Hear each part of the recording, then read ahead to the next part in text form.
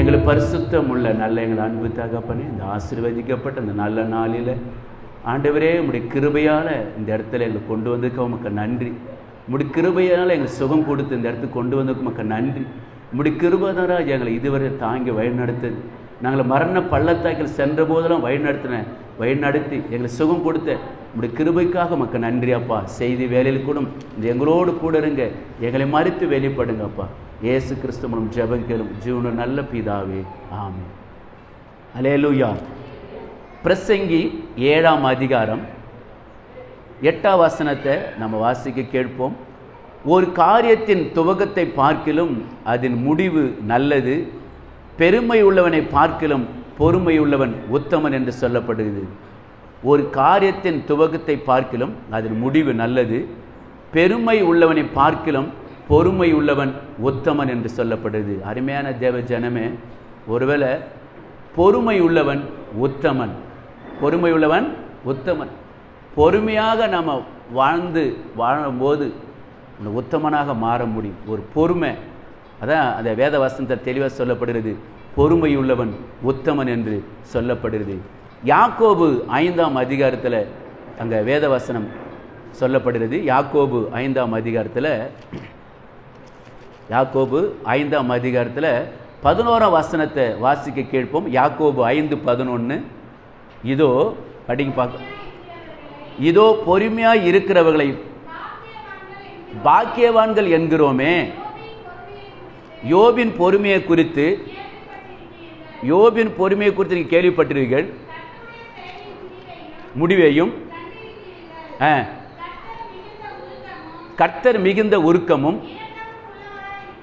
இரக்கம் உள்ளவராய் இருக்கிறாரே. அருமையான தேவஜனமே, வேதவசனம் சொல்லுது, யோபின் பொறுமையை குறித்து கேள்விப்பட்டிருக்கிறீர்களோ?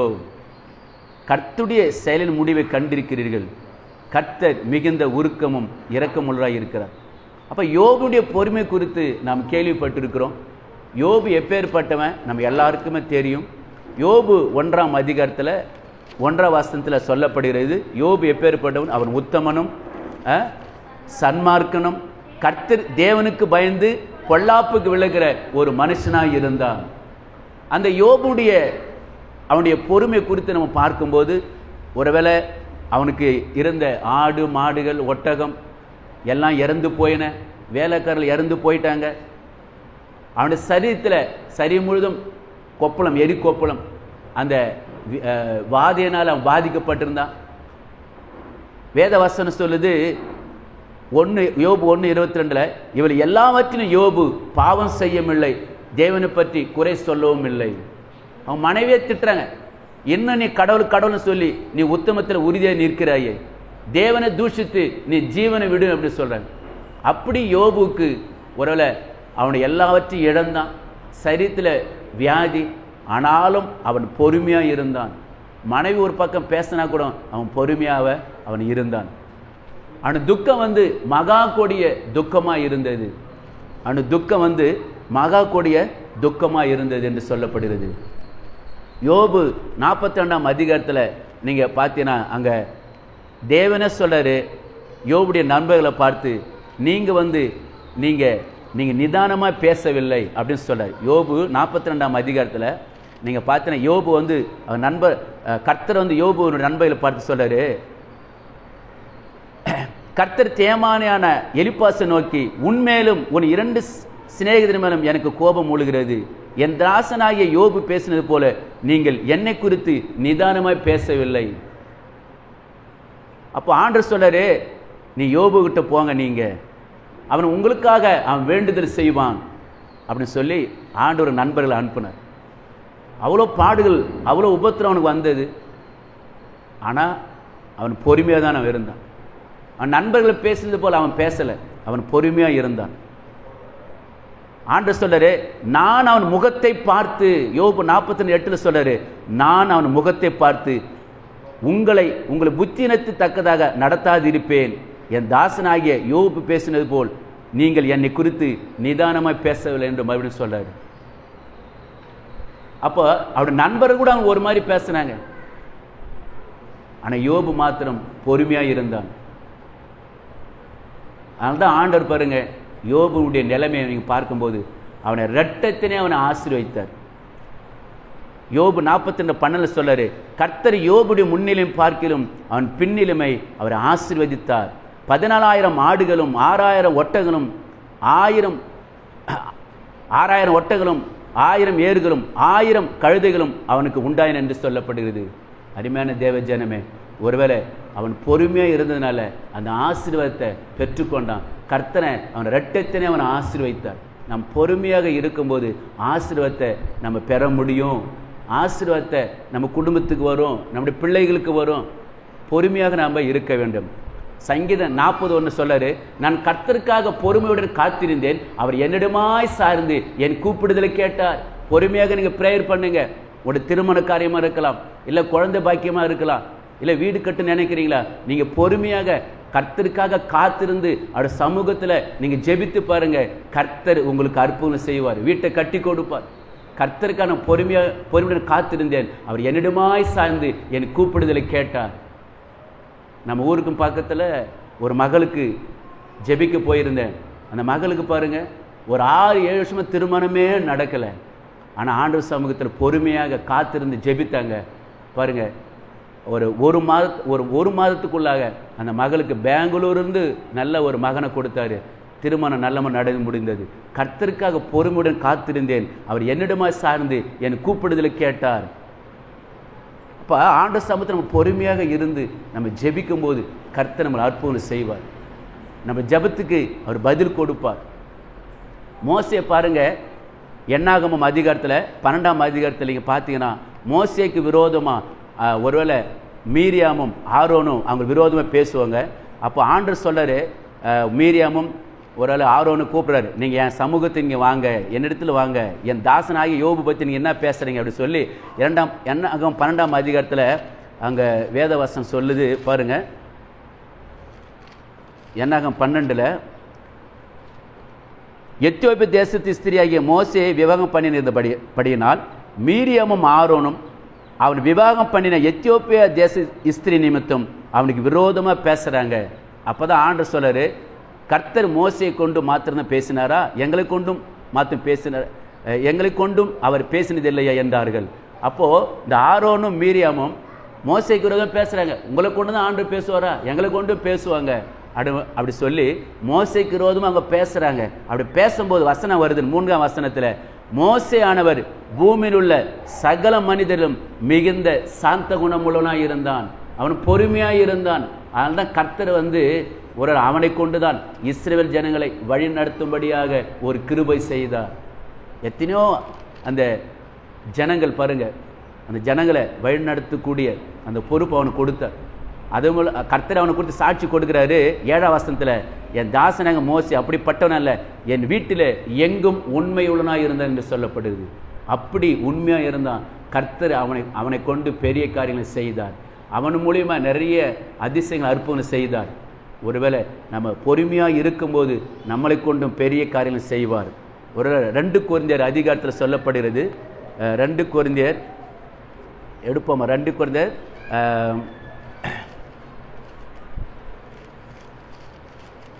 யோபு பற்றி அங்கே சொல்லப்படுகிறது.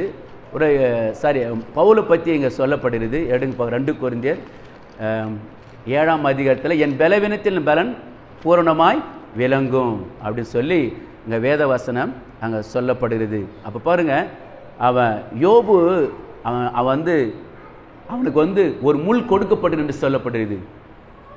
இது சாத்தானுடைய அது தூதனாக இருக்கிறது. அது எனக்கு கொட்டும். நான் 3 தடவை நான் ஜெபித்தேன், ஆனால் அது என்னை விட்டு போகலன்னு சொல்லி அவன் ஆண்டோட்டு ஜெபிக்கிறான். என் கிருபை உனக்கு போதும், பலவீனத்தில் என் பலமோ பூரணமாய் விளங்கும். என் கிருபை உனக்கு போதும், பலவீனத்தில் என் பலமோ பூரணமாய் விளங்கும். எல்லா வகையிலும் நெருக்கப்பட்டு ஓடிங்கி நான் போவதில்லை. எல்லா வகையிலும் நெருக்கப்பட்டு ஓடுங்கி நான் போவதில்லை. கலங்கினாலும் மனமுறிவதில்லை, கைவிடப்படுவதில்லை. கலங்கினாலும் மனமுறிவதில்லை, பாடுவதில்லை. என் கிருபை உனக்கு போதும், பலவீனத்தில் என் பலனோ பூரணமாய் விளங்கும். என் கிருபை உனக்கு போதும். பவுல் ரொம்ப குள்ளமாக இருப்பான், அவன் கருப்பாக இருப்பான். அவன் கண்களிலிருந்து தண்ணீர் வடிந்து கொண்டே இருக்கும். அவன் கண்கள் தண்ணீரை வடிந்து கொண்டே இருக்கும். பாருங்க, அவன் ஆண்டவர்கிட்ட கேட்குறான், ஆண்டவரே இந்த முள்ளு என்னை விட்டு போகணும்னு சொல்லி அவன் ஆண்டவர்கிட்ட கேட்கும்போது ஆண்டவர் சொல்லுது, என் பலவீனத்தில் என் பலனமோ பூரணமாய் விளங்கும் என்று சொல்ல. நான் உன் கூட இருக்கிறேன் அப்படின்னு சொல்லிட்டேன். நான் உன் கூட இருக்கிறேன், அந்த வியாதி உனக்கு எது சேதப்படுத்த, நான் உன் கூட இருக்கிறேன் அப்படின்னு சொல்லி ஆண்டவர் அவனோட பேசுகிறேன். பலவீனத்தில் என் பலமோ பூரணமாய் விளங்கும் என்று சொல்லப்படுது. அந்த தேவன் நம்மோடு கூட இருக்கிறார்.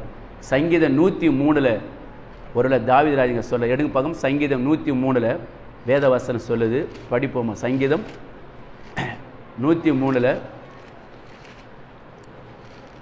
கர்த்தர் எப்பேற்பட்டவர் என்று சொல்லப்படுது. சங்கீதம் 103 8ஆம் வசனம் படிக்கிறேன். கர்த்தர் உருக்கமும் இரக்கமும் நீடிய சாந்தமும் மிகுந்த கிருபை உள்ளவர் என்று சொல்லப்படுகிறது. அவரே மிகுந்த கிருபை உடையவர் என்று சொல்லப்படுகிறது. அதே நீங்கள் பொருந்தையில் நீங்கள் படிக்கும்போது அங்கே கூட அவர் வேதவசன மூலியமாக பேசுகிறார். அவர் எப்பேற்பட்ட தேவன் என்று அங்கே சொல்லப்படுது. மிகுந்த, ஒருவேளை அது பொறுமை நிறைந்த ஒரு தேவன் என்று அங்கே சொல்லப்படுகிறது. ஒரு அந்த தேவன் பாருங்க, 2 கொரிந்தியர் 6ஆம் அதிகாரத்தில் 4ஆம் வசனம் சொல்லுது, மிகுந்த பொறுமையிலும் உபத்திரவங்களிலும் நெருக்கங்களிலும் இடுக்கங்களிலும். ஒருவேளை பவுல் சொல்கிற போல இந்த ஊழியம் குற்றப்படாதபடிக்கு நாங்கள் யாதொன்றிலும் இடலும் உண்டாக்காமல் எவ்விதத்தினாலேயும் எங்களை தேவ ஊழியக்காராக விளங்கும் பண்ணுகிறோம். மிகுந்த பொறுமையிலும் உபத்திரங்களிலும் நெருக்கங்களிலும் இடுக்கங்களிலும் அடிகளிலும் காவல்களிலும் கலகங்களிலும் பிரயாசங்களிலும் கண்விழிப்புகளும் உபவாசங்களிலும் கற்பிலும் அறிவிலும் நீண்டிய சாந்தத்திலும் தயவிலும் பரிசுத்த ஆவிலும் மாயமற்ற அன்பிலும் சத்திய வசனத்திலும் திவ்ய பலத்தினாலும் திவ்ய வலது இடது பக்கத்து ஆயுதங்களை தரித்திரலாய் இருக்கிறோம். தரித்திருக்கிறதிலும் கனத்திலும் கனவினத்திலும் அப்படி நம்ம வாசித்து கொண்டே போகலாம். அப்போ பாருங்க, 4ஆம் வசனம் சொல்லுது, மிகுந்த பொறுமையிலும் உபத்திரங்களிலும் நெருக்கங்களிலும். ஒருவேளை உங்களுக்கு எல்லாருக்குமே தெரியும், ஒருவேளை பெரிய பையன் சத்தீஷில் அவனுக்கு ஆஸ்பத்திரியில் உடம்பு சரியில்லாமல் இருக்கும்போது நான் ஆண்டவர் குறித்து கோவப்படவே இல்லை. ஆண்டே நான் உங்களுடைய ஊழியம் செய்கிறேன், நான் உங்களுடைய பணி செய்கிறேன், என் மகனுக்கு ஏன் இப்படி வியாதி வந்தது அப்படின்னு நான் கேட்கவே இல்லை. ஆண்டு சமூகத்தில் ஒவ்வொரு நாளும் அதிகாலை நான் ஜெபிப்பேன். ஆனால் ஒவ்வொரு நாளும் ரிசல்ட் எப்படி வரும்னா, அவனுக்கு அந்த 11 நாட்கள், ஃபஸ்ட்டு ஒரு நாள் ஒரு ஐசியூ வார்டில், 2வது நாள் ஒரு ஐசியூ வார்டு, 3வது நாள் ஒரு ஐசியூ வார்டு, இப்படியாக ஒவ்வொரு ஐசியூ வார்டிலும் அவனை வைத்திருப்பாங்க. அடிக்கடி டாக்டர் அதிர்ச்சிகரமான செய்தி சொல்லுவாங்க, ரொம்ப சீரியஸாக சொல்லுவாங்க. இப்படியாக 11 நாள் ஒரு ஐசியூ வார்டில் வச்சுருந்தாங்க. ஆனால் 12ஆம் நாள் ஒரு ஐசியூ வார்டில் அவனை கொண்டு போகும்போது தான் டாக்டர் என்னை கூட்டு கேட்டாப்புல, இந்த தம்பி உங்களுக்கு என்ன வேணும்? நான் சொன்னேன், அவன் என்னோட மகன் அப்படின்னு சொன்னேன். அப்போ அவர் சொல்ல, இந்த நோட்டில் நீங்கள் கையெழுத்து போடுங்க. நான் கேட்டேன், எதுக்கு ஐயா? இல்லை உங்கள் பையனுக்கு 3 நாள் தான் டைமு அப்படின்னாங்க. அப்போ ஆண்டவர் அதே இடத்துல அவன் 3 நாள் உயிரோடு வந்துடும் சொல்லிட்டு ஒரு வெளிப்பாடு கொடுத்தேன். அதே ஆஸ்பத்திரியில் 3 நாட்கள் உபவாசம் இருந்து ஜெபித்தேன், பொறுமையாக ஜெபித்தேன். ஆனால் கர்த்தர் பாருங்க, ஒவ்வொரு நாளும் அந்த ஆஸ்பத்திரியில் காலையில் தான் பார்க்க விடுவாங்க. அப்போ முகத்தெல்லாம் தொடச்சி ட்ரெஸ்ஸிங் பண்ணி பவுடர்லாம் போட்டு அவனை ப்ரேயர் பண்ணிட்டு வரும். இப்படியாக ஒவ்வொரு முறையும் நான் அந்த 3 நாட்களும் காலையில் ஜெபித்துட்டு வந்தேன். 3ஆம் நாளுக்கு ஜெபித்து முடித்த பிறகு அவன் கண்ணை திறந்து பார்க்க ஆரம்பித்தான். ஹல்லேலூயா. மிகுந்த பொறுமையிலும் ஆண்டு சமூகத்தில் பொறுமையாக தான் இருந்தேன். ஒரு ஆண்டு பணி செய்கிறேன், ஆண்டு ஏன் இப்படி செஞ்சேன் நான் கேள்வியை கேட்கல. ஏற்கனவே நான் சொன்ன மாதிரி நான் கர்த்தருக்காக பொறுமையுடன் காத்திருந்த மாதிரி பொறுமையாக இருந்து ஆண்டு சமூகத்தில் ஜெபித்தேன். கர்த்தர் அவனுக்கு ஜீவனை கொடுத்தார். ஒரு அருமையான தேவஜனமே, நாம கூட பொறுமையாக இருந்து பிள்ளைகளுக்காக நாம் அதிகமாக ஜெபிக்க வேண்டும். ஏன்னா இப்போ இருக்கிற பிள்ளைங்க இன்றைக்கு அவன் ஒருவேளை அவன் செய்கிற தொழில் வேறு விதமாக இருக்கிறது, படிக்கிற தொழில் ஒரு மாதிரி இருந்தாலும் அவனுக்காக நான் ஜெபித்து கொண்டு தான் இருக்கிறேன். பெற்றோராகி நாம் பிள்ளைங்களுக்காக அதிகமாக நம்ம ஜெபிக்க வேண்டும். ஏன்னா இப்போ இருக்கிற பிள்ளைங்க நாம் ஒன்று சொன்னால் அவங்க ஒன்று பேசுகிறாங்க. ஏன்னா அவங்களுக்கு அறிவுரை சொன்னால் அவங்களுக்கு பிடிக்க மாட்டேங்குது. அப்போ நம்ம பொறுமையாக தான் இருக்க வேண்டும். பிள்ளைகளுக்காக நம்ம கருத்தாக நம்ம எப்போதும் ஜெபிக்க வேண்டும். பிள்ளைகளுக்காக நம்ம கருத்தாக ஜெபிக்க வேண்டும். பிரம்பை கையாளாமல் தான் தன் மகனை அடிக்கிறேன்னு சொல்லப்படுது. சின்ன பிள்ளையிலேருந்து நம்ம அடித்து வளர்க்குறான். ஆனால் கொஞ்சம் உயரம் ஆகிட்ட பிறகு அவனை அடிக்க முடியாது. நம்ம அவங்களுக்காக நம்ம ஜெபிக்க தான் வேண்டும். பிள்ளைங்களை ஞானத்திலும் அறிவிலும் வளர்த்திலும் தேவ கிருபையிலும் எப்படி இயேசு கிறிஸ்து வளர்ந்தாரோ அதை போல நம்ம வளர்க்க வேண்டும். அதை போல நம்ம என்ன பண்ணவங்கள வளர்க்க வேண்டும். இன்றைக்கி ப்ரேயர் பண்ணியா வேதம் படிச்சியா அப்படி கேளுங்க. சாப்பிட்டியா அதை காட்டிலாம் இதை கேளுங்க. அவனால பைபிள் படித்தானா ஜெபிச்சானா இல்லை சாப்பாடு கொடுக்காதுங்க. அவன் அந்த ஆவிக்குரிய ஜீவிதத்தில் எப்போதும் நம்ம வழிநடத்த நம்ம பழகி கொள்ள வேண்டும். அதே போல் வாலிப பிள்ளைங்க கூட பொறுமையாக இருங்க. ஆண்டு சமூகத்தில் ப்ரேயர் பண்ணி ஜெபிங்க. வாலிப பிரயாசத்தில் ஒரு சிருஷ்டிக்கிற நினை என்று சொல்லப்படுது. வாலிப பிள்ளைங்க இந்த வாலிபத்தில் கர்த்தரை நினைங்க. உங்கள் ரூட்டு உங்கள் வழி சரியாக இருக்கிறதா? நான் கர்த்தர் வழியில் போகிறேன்னா இயேசு சொல்கிறாரு யோவான் 14:6 நானே வழியும் சத்தியம் ஜீவனமாக இருக்கிறேன்னு சொல்லப்படுது. ஆண்டவர் வழியில் நம்ம சரியாக போகிறோமா? சரியாக நம்ம போக வேண்டும். ஆனால் வாலிப பிள்ளைங்க ஆண்டவர் வழியில் போகணும், பொறுமையாக இருக்கணும். ஆண்டவர் ஏன் இந்த உபத்திரம் கொடுக்குறாரு, ஏன் இந்த கஷ்டத்தை கூட சொல்லாதீங்க. இந்த வயதில் ஆண்டு சமூகத்தில் உட்காருங்க. கர்த்தருக்காக பொறுமையுடன் காத்துருங்க. அவர் உங்கள் ஜெபத்தை கேட்பார். பொறுமையாக என்ன பண்ணுங்க, காத்துருங்க. உங்கள் ஜெபத்தை அவர் கேட்பார். அப்போ பாருங்கள், பவுலுக்கு அவ்வளோ பாடுகள், அவ்வளோ வேதனை அவனுக்கு வந்தது. ஆனாலும் அவன் பொறுமையாக தான் அவன் இருந்தான். பொறுமையாக இருங்க. ஆண்டு சமூகத்தில் உபவாசம் இருந்து ஜெபிங்க. அப்படி ஜெபிக்கும்போது கர்த்தர் அற்புதம் செய்வார். ஒரு அருளுக்காக நம்ம எல்லாரும் ஜெபித்தோம், சபையார் ஜெபித்தோம், அணைக்கட்டில் நாங்கள் சொல்லி ஜெபித்தோம். தனிப்பட்ட முறையில் அவனுக்காக உபவாசம் இருந்தால் ஜெபித்தேன் நான். ஆனால் கர்த்தர் பாருங்கள் ஒரு பெரிய ஒரு அற்புதம் செஞ்சேன். அவன் கண்டிஷனே வந்துருச்சு. என்ன சொன்ன எல்லாரும் சொல்லிட்டாங்க, அவன் சீரியஸாக இருக்கிறான். ஏன் நம்ம ஊர்லேருந்து பெங்களூர்லேருந்து எல்லாம் வர வச்சிட்டாங்க, சொந்தக்காரெல்லாம் வந்துட்டாங்க. ஏன்னா அருள் ஒரு மாதிரி இறந்து போயிட்டான், எல்லாம் செய்தி பரவிடுச்சு. ஆனால் கர்த்தர் அவனுக்கு ஜீவனை கொடுத்தார். பொறுமையாக காத்திருந்தோம், ஜெபித்தோம், கர்த்தர் சுகத்தை கொடுத்தார். நம்ம சில நேரங்களில் நம்ம அர்ஜென்ட் பாடக்கூடாது, பொறுமையாக இருக்க வேண்டும். வேதவசனம் ஆவின் கனியில் மொத்தம் எத்தனைமா 9. அந்த ஆவின் கனி 9ல் பொறுமை பற்றினா சொல்லுதுங்க, நீடிய பொறுமை. ஒரு அல்லே சொன்னோமா, நீடிய பொறுமைங்க. அதுதான் இயேசு கிறிஸ்து நீடிய பொறுமை உள்ளவராக இருந்தார். அவர் நீடிய பொறுமையாக இருந்தாருங்க. வேதத்தை நீங்கள் படித்து பாருங்க. நீடிய பொறுமை உள்ளவராக இருந்தவர் இயேசு கிறிஸ்து மாத்திரம்தான். மார்க் 15:3 சொல்றாரு, அவர் மேலே அநேக பொய்யான குற்றச்சாட்டுகள் சொன்னாங்க, அவரோ மறுதரம் வாயை பேசலை என்று சொல்லப்படுது. அதே மார்க் 14ஆம் அதிகாரத்தை எடுத்து வாசிங்க. மார்க் 14:63 படிங்க பார்க்கும். மார்க் 14:63 படிங்க பார்க்கும். மார்க் 14ஆம் அதிகாரம் 65 படிங்கம்மா, 65 படிங்க. அப்போது சிலர் அவர் மேல் துப்பவும் அவருடைய முகத்தை மூடவும் அவர் குட்டவும் ஞான திருஷ்டினாலே பார்த்து சொல் என்று சொல்ல தொடங்கினார்கள். வேலைக்காரரும் அவரை கன்னத்தில் அறைந்தார் என்று சொல்லப்படுகிறது. கவனிங்க, அவர் முகத்தில் என்ன பண்ணாங்களாம், துப்புனாங்க. அவர் முகத்தை மூடி கண்ணெல்லாம் கட்டிட்டு தலையில் கொட்டினாங்க. நீங்கள் மத்தியில் அதே தான் படித்து பாருங்கள். கொட்டிட்டு ஞான திருஷ்டினால் சொல்லு அப்படின்னாங்க. வேலைக்காரர் அவன் கன்னத்தில் அறைந்தார்கள். யார் அறிஞ்சாங்களாம்? வேலைக்காரன் கன்னத்தில் அறிஞ்சாங்க. நம்ம யாராவது ஒரு வார்த்தை பேசிட்டா நம்மளை சகிக்கவே முடியல. அவர் பாருங்கள் எவ்வளோ பொறுமையாக இருந்திருப்பார், எவ்வளோ பொறுமையாக இருந்திருப்பார். எனக்கு கூட வேதத்தில் அதிகமான ஒரு வசனம் நம்ம பிடிக்கும். சங்கீதம் 38:11 சொல்கிறாரு, நானும் செவிடனை போல காது கேளாதவன், ஊமையை போல வாய் தராதவமாக இருக்கிறேன். அல்லேலூயா. நீங்கள் ஊழியத்தில் பாருங்கள், எனக்கு நிறைய இப்போ ஒரு சிலர் மூலமே சில உபத்தெல்லாம் வருது. நான் அதுக்காக நான் சோர்ந்து போகிறதே கிடையாது. அல்லேலூயா. நல்லதாக தான் நன்மையான காரியம் தான் சொல்லி ஜெபிக்கிறேன். ஆனால் ஊழியருக்கு விரோதம் பேசுகிறாங்க, ஊழியருக்கு விரோதம் நிறைய பேரை செய்கிறாங்க, நிறைய ஊழியர்களும் பேசுகிறாங்க. அதுக்கான கவலைப்படதே. ஊழியத்தில் நம்ம வளர்ச்சி அடையும் போது கர்த்தர் நம்மோடு கூட இருப்பார். அல்லேலூயா. நல்லா கவனிங்க.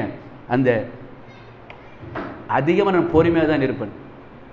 ஊழியத்துக்கு கிளம்பும் போது வீட்டில் ஒரு பெரிய சண்டை நடந்தால் கூட நான் பொறுமையாக தான் இருந்து சில நேரத்தை புறப்பட்டு செல்வேன் சில நேரங்களில். அப்போது நம்ம பொறுமையாக இருக்கும்போது கர்த்தர் நம்மளை ஆசீர்வதிப்பார்.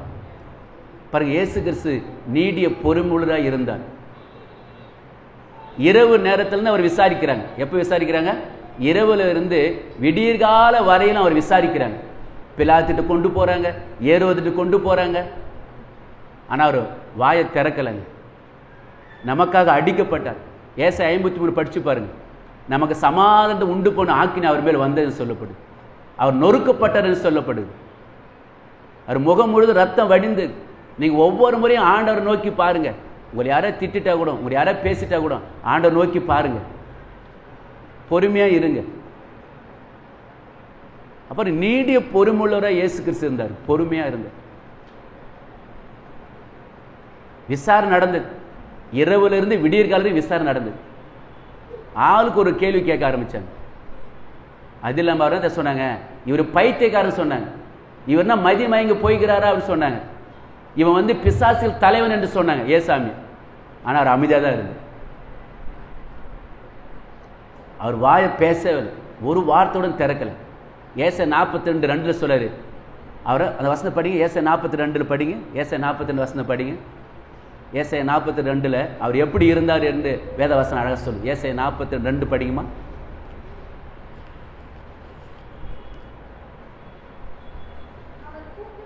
அவர் கூக்குலிடவும் இல்லை, தன்னுடைய சத்தத்தை உயர்த்தவும் இல்லை, அதை வீட்டில் கேட்கவும் பண்ணவும் இல்லை. அவர் கூக்குலும் விடலை, சத்தம் விடல் என்று சொல்லப்படுது. அவர் பொறுமையாக தான் இருந்தார். அவர்தான் நமக்காக சிலுவையில் மரித்து 3 நாள் உயிரோடு எழுந்த ஒரு தேவன். அவர் நம்மோடு கூட இருக்கிறார். ஹல்லேலூயா. இன்றைக்கு கூட நம்முடைய வேத பகுதியில் பார்த்தீங்கன்னா மத்தேயு 7ஆம் அதிகாரத்தை எடுங்க பார்க்கும். மத்தேயு 7 எடுங்க பார்க்கும். மத்தேயு 7ஆம் அதிகாரத்தில் சொல்றாரு பாருங்க. எங்களுக்கும் சொல்றாரு, ஊழியர்களாக எங்களுக்கும் அங்கே சொல்லியிருக்கப்படுது. நியாய தீர்ப்பு குறித்து அங்கே சொல்லப்படுது. மத்தேயு 7ஆம் அதிகாரத்தில் 22 வசனம் படிங்க பார்க்கும். அந்நாளில் அநேகர் என்னை நோக்கி, கர்த்தாவே கர்த்தாவே, உமது நாமத்தினாலே தீர்க்க தரிசனம் உரைத்தோம், உமது நாமத்தினாலே பிசாசுகளை துரத்தினோம் அல்லவா, உமது நாமத்தினாலே அநேக அற்புதங்களை செய்தோம் அல்லவா என்பார்கள். அப்பொழுது நான் ஒரு காலம் உங்களை அறியேன், அக்கிரம செய்கைக்காரரே என்னை விட்டு அகன்று போங்கள் என்று அவர்களுக்கு சொல்லுவேன். ஒரு அல்லே சொல்லுமா? அது சொல்லாரு, ஆண்டவரே ஒருவேளை நாங்கள் சொல்லலாம் என்னன்னு, ஆண்டவருடைய நாமத்தினால நாங்கள் தீர்க்க தரிசனம் சொன்னோம், உங்களுடைய நாமத்தில் பிசாசெல்லாம் இப்போ நாங்கள் துரத்தணும், உங்களுடைய நாமத்தில் நாங்கள் அற்புதம் செஞ்சோம், மரித்தனை உயிரோடு எழுப்பணும், வேதசனம் சுகமாக்கணும். ஆனால் ஆண்டு சொல்லு, ஒரு காலம் நான் அறியவே இல்லை அப்படின்னு சொல்றாரு. நியாய தீர்ப்பு வரப்போகுது. இந்த நியாய தீர்ப்பு நாளில் எல்லாருக்கும் உண்டு. அது பிஷப்பாக இருந்தாலும் சரி, அது பாஸ்டமாக இருந்தாலும் சரி, இல்லை சபை ஜனாலும் சரி, நியாய தீர்ப்பு உண்டு. நம்ம தப்பிக்கவே முடியாது. இயேசு கிறிஸ்து வரப்போகிறார். நியாய தீர்ப்பு உண்டு. நம்ம இப்போதே நம்ம மனம் திரும்பணும். எல்லா காரியங்களும் நம்ம விடுதலை பெறணும். பரிசுத்தமாக வாழ வேண்டும். பரிசுத்தம் உள்ளவன் இன்னும் பரிசுத்தமானு சொல்லப்படுது. அப்போது அது சொல்றாரு. அடுத்த ஒரு ஊமையை அவர் சொல்றாரு பாருங்க. ஆகையால் நான் சொல்லிய இந்த வார்த்தையில் கேட்டு இவைகளுக்கு செய்கிறவனே அவன் கண்மேல மேல் தன் வீட்டை கட்டின புத்தியுள்ள மனுஷனுக்கு ஒப்பா இருக்கணும். அப்போ ஆண்டவர் சொல்ற வார்த்தை கேட்டு யார் நடக்கிறானோ அவன் யாருக்கு ஒப்பிடுறான்? கண்மேல மேல் கட்டின வீட்டுக்கு ஒப்பா இருக்குன்னு சொல்லப்பட்டது. ஏன்னா கண்மேல மேல் கட்டப்பட்ட வீடு எப்படி ஸ்ட்ராங்கா இருக்கிறது, மழை வந்தாலும் காற்று அடித்தாலும் ஒருவேளை புயல் வீசினா கூட பாருங்க அந்த வீடு அசையாமல் நிலைத்து இருக்கும். ஏன்னா அது கண்மலை மேல் கட்டப்பட்ட வீடு, கண்மலையாக இயேசு கிறிஸ்து மேல் கட்டப்பட்ட வீடு. ஒருவேளை நாம கூட ஆண்டுடைய நம்முடைய விசுவாசம் இயேசு மேலே வைக்கணும். நம்முடைய அஸ்திபாரமே இயேசு தான். அவர் மேலே நம்ம ஸ்ட்ராங்காக இருக்கணும். அப்போஸ்தலர் 11ஆம் அதிகாரத்தில் சொல்லப்படுது, பர்னபா நல்லவனும் பரிசுத்த ஆவினாலும் விசுவாசத்திலும் நிறைந்தவனுமாய் இருந்தன்னு சொல்லப்படுது. விசுவாசத்தில் நாம் நிறைந்திருக்க வேண்டும். விசுவாசத்தில் நிறைந்திருக்கணும். எவ்வளோ வியாதி வந்தால் கூட, எவ்வளோ பாடல் வந்தால் கூட விசுவாசம் நிறைஞ்சு நம்ம இருக்கணுங்க. விசுவாசம் நிறைஞ்சிருக்கணும். சின்ன சின்ன வேதனை நம்ம ஓடுறோம், டாக்டர் ஓடுறோம். ஆண்டோட விசுவாசம் இருங்க. ஜெபம் பண்ணி எண்ணெய் பூசுங்க. மத்திய 21:21 பாருங்க, விசுவாசம் உள்ளவராய் ஜெபத்தில் எவைகளை கேட்புகளை பெற்றுக்கொள்ள சொல்லப்படுது. விசுவாசோடு ப்ரேயர் பண்ணுங்க, ஆண்டு சுகம் கொடுப்பார். கை வீங்குறதா, காலு வீங்குறதா, ஜெபம் பண்ணி எண்ணெய் தாடுங்க, விசுவாசத்தில் வளருங்க. பாருங்க, அந்த கண்மலையாக அவர் மேலே நம்ம அஸ்திபாரத்தை போட வேண்டும். அவர் வார்த்தை கேட்கல, 26 சொல்றாரு, நான் சொல்லி இந்த வார்த்தைகளை கேட்டு இவளுக்கும்படி செய்யாதவன் யாருக்கு ஒப்பிடுறாரு? அவரை மணல் மேலே கட்டப்பட்ட வீட்டுக்கு ஒப்பாய் இருக்கிறது. அவர் சொல்றாரு, தெளிவாக சொல்றாரு, இந்த வார்த்தைகளை கேட்டும் இவன்படி யார் செய்யாது இருக்கிறானோ அவன் தன் வீட்டை மணல் மேல் கட்டின புத்தி இல்லாத மனுஷனுக்கு ஒப்பிடப்படும் என்று சொல்லப்படுது. ஆண்டு வார்த்தை கேட்டு அதன்படி யார் செய்யாமல் இருக்கிறோம், இவன்படி செய்யாது இருக்கணும் எவனும் அப்படின்னு சொல்லப்படுது. அவங்க இந்த மணல் மேல் கட்டப்பட்ட வீடுக்கு ஒப்பாய் இருக்கிற என்று ஆண்டு ஒப்பிடுறாரு. அருமையான தேவ ஜனமே, ஒருவேளை இந்த கடைசி காலத்தில் நியாய தீர்ப்பு வரப்போகுது. எல்லாரும் நம்ம ஆண்டு சமூகத்தில் ஒருவேளை மனம் திரும்பணும். வேதவசம் சொல்லுது, ஒருத்தர் மனம் திரும்ப பரலோகம் என்ன பண்ணுமா? சந்தோஷப்படும். நான் ஏற்கனவே சொல்லியிருக்கேன் நினைக்கிறேன். மதிப்புரிய தேவ மனிதர் தினகரன் ஐயா, அவர்கிட்ட ஒரு டாக்டர் போனார். அந்த டாக்டர் ஒரு கேள்வி கேட்டார், ஐயா உங்களுக்கு எத்தனை பிள்ளைங்க? ஒன்று அவர் சொன்னாரா, எனக்கு 2 பிள்ளைங்க அப்படின்னாரு. ஒன்று டாக்டர் சொன்னாரா, எனக்கு எவ்வளோ பிள்ளைங்க தெரியுமா ஐயா? எனக்கு 19 பிள்ளைங்கன்னாரா. எத்தனை பிள்ளைங்க? 19 பிள்ளைங்க. உடனே தினகரியா சொன்னாராம், என்ன காலண்டர் பார்த்து என்ன சொல்கிறீங்களா நீங்கள்? அப்படி இல்லை எனக்கு 19 பிள்ளைங்க அப்படின்னாரு. அப்போ அவர் சொன்னாராம், ஐயா 18 பிள்ளைங்களும் செட்டில் ஆகிட்டாங்க, ஆனால் அந்த ஒரு பிள்ளை குறித்து தான் எனக்கு கவலை இருக்குது. அந்த ஒரு பிள்ளை தான் கீழ்ப்படியுமானுங்கிறான், அவன் தான் செட்டில் ஆகுமானுங்கிறான், அவனை குறித்து எனக்கு கவலையாக இருக்குது. இந்த 18 பேரும் செட்டில் ஆகிட்டாங்க, அந்த ஒரு பிள்ளை குறித்து எனக்கு கவலையாக இருக்குது சொன்னாராம். அருமையான தேவ ஜனமே, நம்முடைய ஆண்டவர் எல்லாரும் மனம் திரும்ப வேண்டும் என்பதுதான் அவருக்கு விருப்பம். ஒருத்தரோடு கெட்டு போகக்கூடாது, எல்லாரும் மனம் திரும்பும், எல்லாரும் அவர் பரலோகத்தை வரணும், அதான் ஆண்டு விருப்பம். ஒருத்தரோடு கெட்டு போகக்கூடாதான் ஆண்டோட விருப்பம். ஒருவேளை அந்த தேவன் நம்மோடு கூட இருக்கிறார். அருமையான தேவ ஜனமே, ஒருவேளை ஆண்டோடத்தில் போங்க, நீங்கள் பொறுமையாக இருங்க. அந்த கோபம், எரிச்சல் எல்லாவற்றையும் விட்டுட்டு ஆண்டு சமூகத்தில் தாழ்த்துங்க. தன்னைத்தான் தாழ்த்துகிறன் உயர்த்தப்படுன்னு சொல்லப்படுது. ஆண்டு சமூகத்தை போங்க, அவர் உங்களை இறக்கம் வைப்பார். எல்லாரும் கண்கள் மூடி ஜெபிப்போம். எங்களை பரிசுத்தம் உள்ள நல்ல எங்களை அன்பு தகப்பனே, ஆண்டவரே உமக்கு ஸ்தோத்திர ராஜா. ஒருவேளை எப்படி நீங்கள் பொறுமையாக இருக்க வேண்டும் சொல்லி நீங்கள் வேத வசனம் மேலே கற்றுக் கொடுத்தீங்க ராஜா. ஆம் தகப்பனே, யோபுடைய பொறுமை குறித்து நீங்கள் கேள்விப்பட்டீர்கள் என்று இந்த வேதத்தில் சொன்ன வார்த்தைன்னு பெற ஆண்டவரே, அந்த பொறுமையை எங்களுக்கு கொடுங்கப்பா. நான் கத்திடமாக சாய்ந்து நான் பொறுமையுடன் கத்திரமாக சார்ந்து என்னை கூப்பிட்ட சொன்ன வார்த்தைன்னு பெறுகிறேன். ஆண்டவரே, நாங்கள் உங்களுடைய சமூகத்தில் பொறுமையாக இருக்க கிருபை செய்யுங்க. இது ஜபத்திற்கெல்லாம் நீங்கள் பதில் கொடுங்க ஏசப்பா. அப்பா, இனி இருக்கிற அந்த கொஞ்சம் மாதங்களையாவது எங்களுக்கு ஒரு அற்புதம் செய்யுங்க ராஜா. நீர் இரக்கமும் உருக்கமும் மிகுந்த கிருபையும் உள்ள ஒரு தேவன் அப்பா. ஆண்டவரே, நீர் ஒரு விசம் மனம் இறங்கும் ராஜா. நீர் ஒரு விசம் மனம் இறங்கும் ராஜா. யாத்திராகம் அதிகாரத்தில் ஆண்டவரே, அப்ப வேதவாசம் சொல்லுது, யாரு மேல இரக்கமாக இருக்க சித்தமாக இருப்பேன், யாரு மேல உருக்கமாக இருக்க சித்தமாக இருப்பேன்னு. அவன் மேல நான் உருக்கமாக இருப்பேன் சொன்னீர் ராஜா. நான் உன் மேலே கிருபையாக இருப்பேன் என்று சொன்னீங்க ராஜா. ஆம் தகப்பனே, ஆண்டவரே, எங்கள் ஜனங்களுக்கு இரக்கம் செய்யுங்க ராஜா. எங்கள் ஜனங்களுக்கு இரக்கம் செய்யுங்க ராஜா. யாரெல்லாம் தகப்பனே இன்றைக்கு கஷ்டத்தோடு கண்ணீரோடு இருக்கிறாங்களோ அவங்க கண்ணீர் நீங்கள் தொடங்க ஏசாப்பா. அவங்க கண்ணீர்லாம் நீங்கள் தொடங்க ராஜா. ஆண்டவரே, ஒருத்தரோடு கெட்டு போகக்கூடாது என்று சொல்லிக்கிறேன். எல்லாரும் மனம் திரும்பும் ராஜா. ஆம் தகப்பனே, அன்று ஒவ்வொருக்கும் மனம் இறங்கு. ஒவ்வொரு வாலிப பிள்ளைகளையும் தொடுங்க ஏசாப்பா. இந்த வாலிப வயதில் ஒரு பிள்ளையோட கெட்டு போகக்கூடாது சாமி. எல்லாரும் மனம் திரும்பணும், ரட்சிக்கப்படணும். உங்களுடைய பிள்ளைகளாக நீங்கள் மாற்றுங்க ஏசாப்பா. திருமணம் நடக்காத பிள்ளைங்களுக்கு திருமணத்தை நடத்தி கொடுங்க ஏசாப்பா. வியாதியோடு இருக்கிற பிள்ளைகளுக்கு வியாதி விலகட்டும் இயேசுவின் நாமத்தில். படிக்கிற பிள்ளைகள் நல்லா படிக்கிற ஞானத்தை அறிவு கொடுங்க ஏசாப்பா. ஆண்டவரே, என் பிள்ளைக்கு ஃபீஸ் பணம் கட்டணும், என்னோட பண தேவைகளுக்காக கஷ்டப்படுற பிள்ளைகளுக்கு இந்த பண தேவைகளாக நீங்கள் சந்திங்க ராஜா. லூக்கா 2:40 வரும், பிள்ளை வளர்ந்து ஆவில பலன் கொண்ட வார்த்தை வரும். பிள்ளைகள் ஞானத்திலும் அறிவிலும் வளர்த்திலும் தேவ கிருபையிலும் வளர நீங்கள் உதவி செய்யுங்க ராஜா. அநேகரை தூங்க விடாமல் அழைக்கழிக்கிற பொல்லாத ஆவி, சரீரத்தில் வியாதியில் கொண்டு வருகிற பொல்லாத ஆவியை இயேசு கிறிஸ்துவின் நாமத்தில் கட்டடுகிறேன். ஒவ்வொரு சரீரத்தை விட்டு வெளியில போசாத்த ஆண்டவரே, ஒவ்வொருக்கும் உடைய சுகமளிக்க வல்லமை இறங்கட்டுறாங்க. ஒவ்வொருக்கும் சுகமளிக்க வல்லமை இறங்கட்டுறாங்க. உடைய தழும்பலை குணமாக்குங்க. கணவன் மனைவி பிரிஞ்சு வாழற குடும்பத்தில் கணவன் மனைவி ஒன்று சேருங்க அப்பா. ஆண்டவரே ஸ்தோத்திராஜா.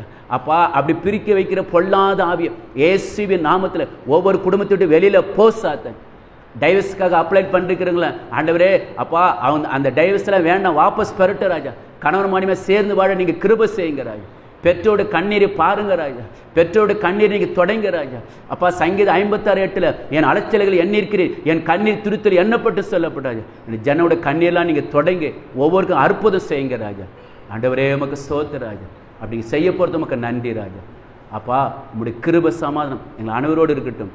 இயேசு கிறிஸ்துவின் ஜெபம் கேளும் இந்த ஜீவனும் நல்ல பிதாவே, ஆமென்.